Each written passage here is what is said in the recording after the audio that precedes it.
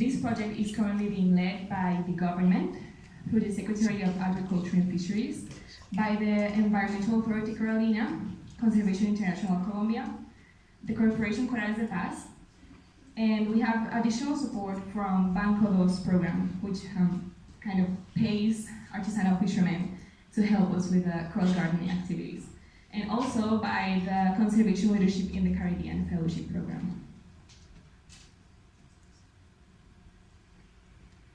So we mainly seek to construct resilient coral reefs and to promote natural recovery of the ecosystem while we offer alternative livelihoods for local communities.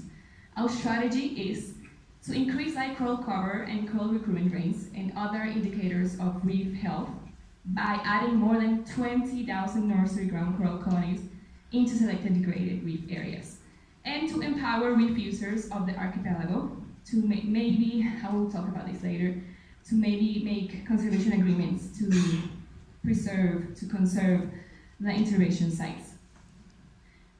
Wait, let me go back. This presentation is also an open invitation because this is a more like an applied science project. So for all the researchers in the room, this is also an open invitation if you want to undertake research. Our coral nurseries, our living laboratories are at your disposition, so feel free.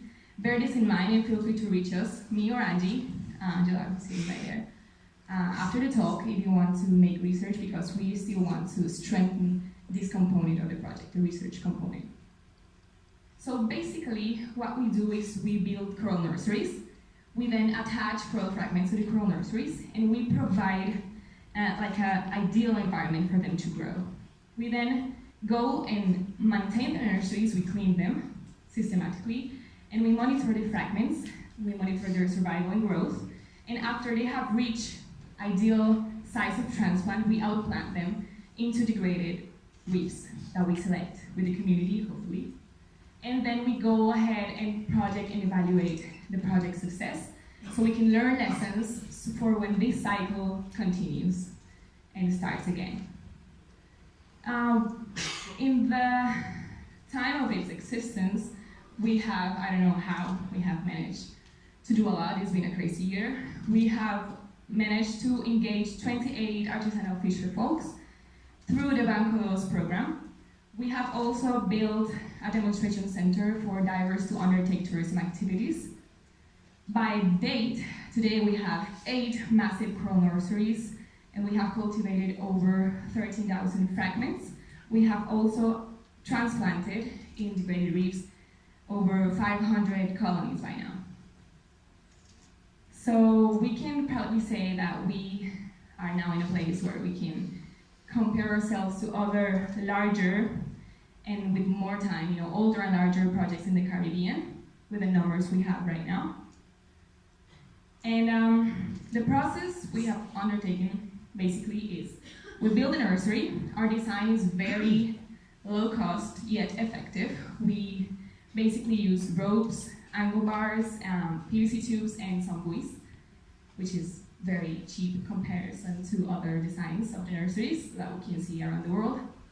We do the fragment collection through donor colonies that are healthy, and also by fragments of opportunity, which are fragments that are loose in the reef.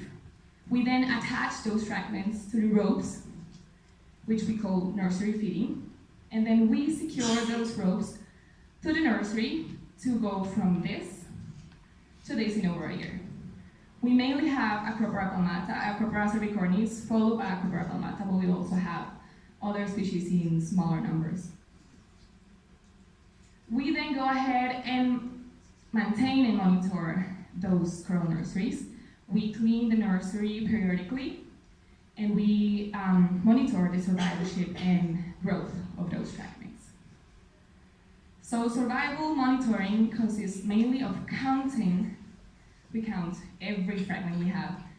We count the fragments and we see how many fragments fit into one of 4 categories.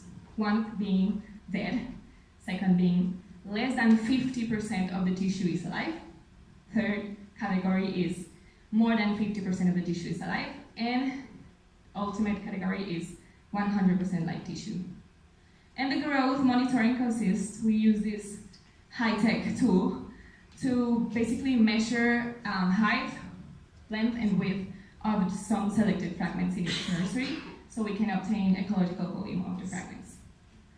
We have obtained a very good survivorship so far.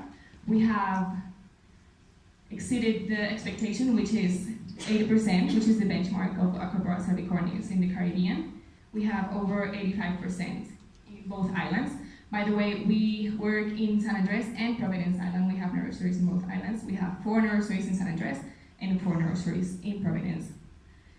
As for the growth, we have a marked increase in the ecological volume in both islands. Being higher in San Andres, we think that is due to some factors like currents or water quality. We have also performed a transplant pilot. We followed an expert recommendation and we did this chessboard approach in which we transplant in 4x4 plots. So in one plot we could transplant, in the next one we don't. So we can have a larger influence area with lesser fragments. And we have a density, we use a density of 2 to 3 colonies per square meter. The pattern of the chessboard is not always exactly like a chessboard. It depends on suitable substrate availability, like in this example of La Pirámide in San Andres. So we evaluated through photo quadrants the coral cover of these places before and after we added the transplants, and what we obtained was, let me make a parenthesis in case any of you are wondering about methodology. We use a mix of cement for these transplants. We actually cement these colonies into the substrate by adding cement to 3 attaching points. So what we obtained in coral cover was very encouraging for us, because we obtained that in average, we had an increase of 23% in coral cover after we added the colonies. We expected 10%, so this is very encouraging for us. This is very encouraging as well, that the nurseries are attracting and keep attracting beautiful fauna, like rays, barracudas, squids, etc. And this is all due to a very good institutional cooperation, the engagement of local community, a very good work team. But we have also faced a lot of challenges. We have faced overgrowing in organisms that compete directly with the fragments. We faced white syndrome in July. We have faced bad weather, especially in December. We have also faced lack of capacity in scuba diving, so a lot of the fishermen have to free dive to help us with the activities. And also, as you all have experienced, I'm sure, we struggle a lot with funding and time. And when we do secure funding, we have to perform a year's plan in 3 months. So this compromises a lot the scientific rigor that we wish to have. This is some evidence of the white syndrome we had in July. We weren't sure of what it was, so we just isolated the fragments so it didn't spread more, and it worked because we only lost like 200 fragments, which it isn't a lot for what we thought we had. We managed to have that solved. And for the future, we want to have more than 5,000 transplanted corals by 2020, and we wish to have more than 10% increase, not only in live coral cover, but in other reef health indicators like coral recruitment, structural complexity, herbivores, biomass, and others. And we also, because we are very aware that if we don't address the threats that led to the need for restoration in the first place, we might lose all this effort. We want to do a participative program for relevant social actors in which we can engage the community to make conservation agreements to have a management plan for the intervened sites. Our model was based in a success case in the Seychelles Island, in which they were able to restore the ecosystem services in a severely degraded reef area. Thank you to every institution and organization involved in the project. Thank you to our beautiful volunteers. And thank you guys for your time and for your attention. We are open to questions, suggestions, and recommendations.